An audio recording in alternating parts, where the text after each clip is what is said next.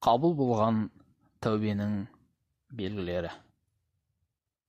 Күнә адам бойын жаулаған қара індет секілді. Күн өте адам руханияты әлсіреп, ол індетке басқа індеттер қосылып, ақыры адамды құрдымға апарады. Алла Тағала Құран кәрімде Тахрим сүресінде мүминдерді шынайы түрде тәубе етуге шақырады. Бұл жөнінде пайғамбарымыз саллаллаху алейхи уассалам күнәсінен шынайы түрде тәубе еткен адам күнәсі жоқ адамдай тазарады деген. Біз Рамазан айын тәубе айы дейміз. Әлбетте, Алла күнәсіне шынайы түрде өкініп, тәубе еткен адамның тәубесін қабыл етеді. Өйткені Алланың адам баласына деген мейірімділігі ананың баласына деген мейірімнен де жоғары. Бұл жерде мындай сұрақ туындайды. Біз шынайы түрде тәубе еттік пе? Әлде тәубеміз тек аузымыздан ғана шықты ма? Тәубенің әсері бойымыздан байқала ма? Жалпы, оны қалай байқауға болады? Арам шөпті тамырмен жұлмасаң, қайтып шығатын секілді, күнә амалға да шынайы түрде өкініп, тәубе етпесек, адам кейін сол күнәсін қайтадан жасауы мүмкін. Дініне, ертеңгі ақыреттік жағдайына алаңдаған адам тәубесінің қабыл болып, қабыл болмауы әлбетте алаңдатады. Сонымен тәубенің қабыл болуының белгілері қандай?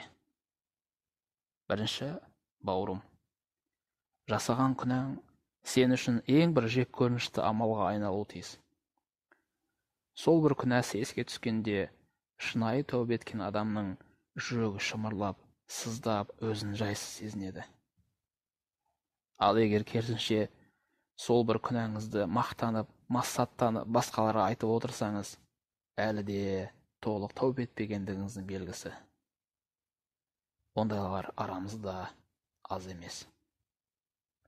Екінші, тәубе еткен адам өмірін жаңа парақтан бастап, жүріс-тұрысы дұрысталады. Дұға жасап, Алладан кешірім сұраумен болады. Заманымызда кейбір адамдар намаз бастаған адамдарды көріп, «Ей, мынаның молдасы мағанай кеше ғана бұрыш-бұрышта арақ ішіп жатушы еді, бүгіндері молда бола қалып» деп мысқылдайтындар бар. Әрине, бұл орынсыз сөз. Егер ол шынымен тәубе еткен болса, ол ісіне еш уақытта қайтып оралмайды. Үшінші белгісі, күнәға апару мүмкін барлық жолдардан өзін аулақ ұстайды. Төртінші, тәубесі қабыл болған адамның жүрегінде тыныштық орнайды. Өйткені күнәға батқан жүрек адамға тыныштық бермейді.